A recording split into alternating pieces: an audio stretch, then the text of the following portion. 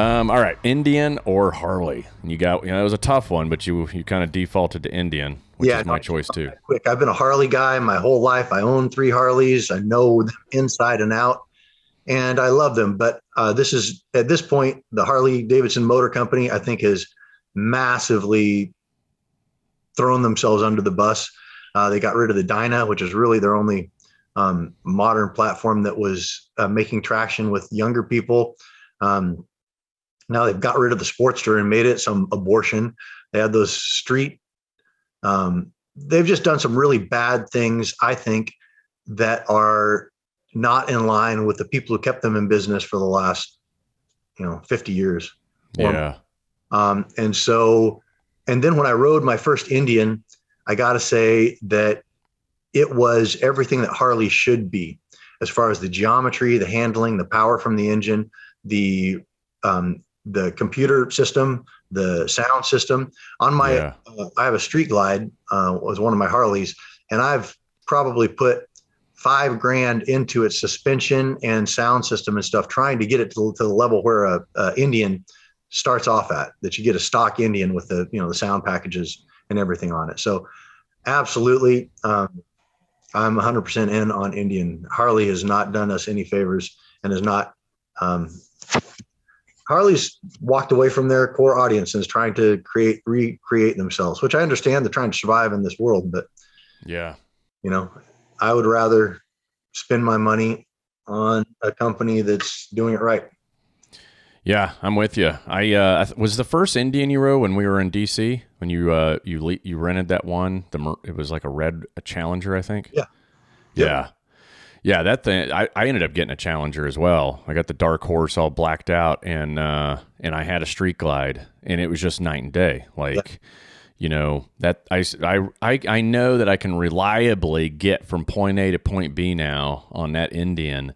Whereas when we were in DC, Rolling Thunder before COVID, and we sat on 95 in gridlock. Remember that? That Harley about it did die on me several times. It just couldn't handle the heat, and it was just a pain in the ass to drive cross country. And after getting the Challenger, I'm like, holy crap, man. I mean, and plus they've put a lot of sport bike engineering into a cruiser, into a bagger, and that's where they win. The Indian doesn't have yet, but I think is forthcoming, is just the aftermarket. The one great thing about Harley Davidson is they've got one of the biggest aftermarkets in existence. Yeah. Awesome. Because we all like to tweak our bikes, and Indian doesn't quite have that yet, but it's coming along. I think so. I put those zombies on my bike, and that thing is now obnoxiously loud. It is so freaking loud, man. I think it just annoys the hell out of, it makes Harleys sound like Hondas now. Awesome. Yeah. No, you're there, man. You're now approaching the edge of the forest, and your cabin is not that far away. You're out of the woods and approaching the cabin. You're about 30 feet from the cabin, and you hear from behind you this groan. Okay. And you look back, and those dead bodies are reanimated and appear to be headed towards you. And they might even have their hands out in front of them and, kind of coming towards you like a zombie. So it is getting in the Halloween spirit here. So do you, A, run towards the back of the cabin where your car is parked about 60 feet away, or B, just get inside? Because that's only about 30 feet. Oh, shit. I guess it would depend on how well I'm feeling, because I think the better choice is to get in the car and get the fuck out of there. Because we've all seen zombie movies in the cabin. We all know it doesn't really work out well for the people staying in the cabin. Yep. But it depends on what I think I can do. If I'm making it the 60 feet, well, zombies are slow, unless these are fast zombies. If they're the slow zombies, normal zombies, and I can outrun them, and I feel like I can, I'm going to get in my car and Mow the fuck out of there. Well, there's 33 kinds of zombies, and these are the fast twitch. These are the ones that just fucking run. They run so freaking fast, just no way you're going to outrun. Yeah, then I think I'm going to get in the cabin. There you go. B.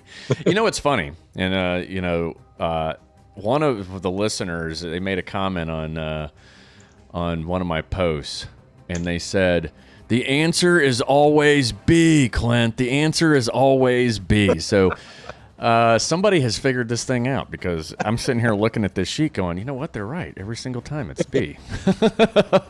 We might have to switch that up a little.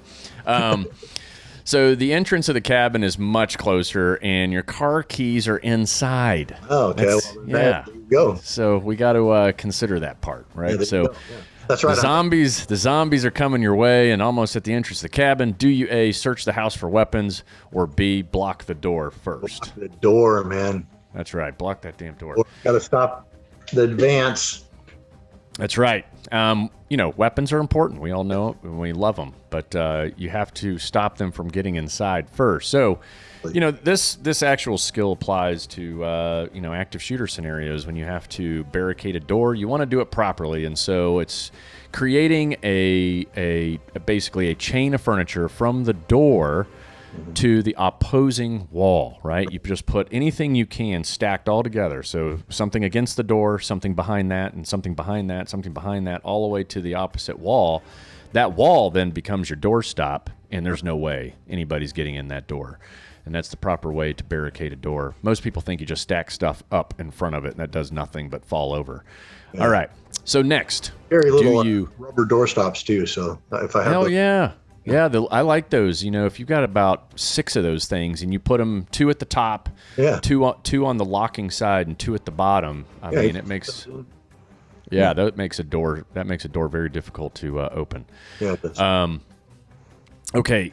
So do you next A, hide inside the house and hope the zombies don't get in, or B, make a calculated escape, which you're a pro at, out the back of the house and rush for your vehicle? I would somehow try to set up whatever distraction I could to draw their attention away, and I would see if I could get to the car, because zombies in cabins in the wood is not right. Yeah, this is a horror movie that isn't going to end well. So yes, go to the car. Yes. Before you get to the car, you encounter a couple of these zombies, and which you bash in the skull, and with the bat you grabbed, because we all love bats, and. Now you've made your way into the vehicle, you start it up, you floor it, you mow down a couple of more zombies on your way out. Last question.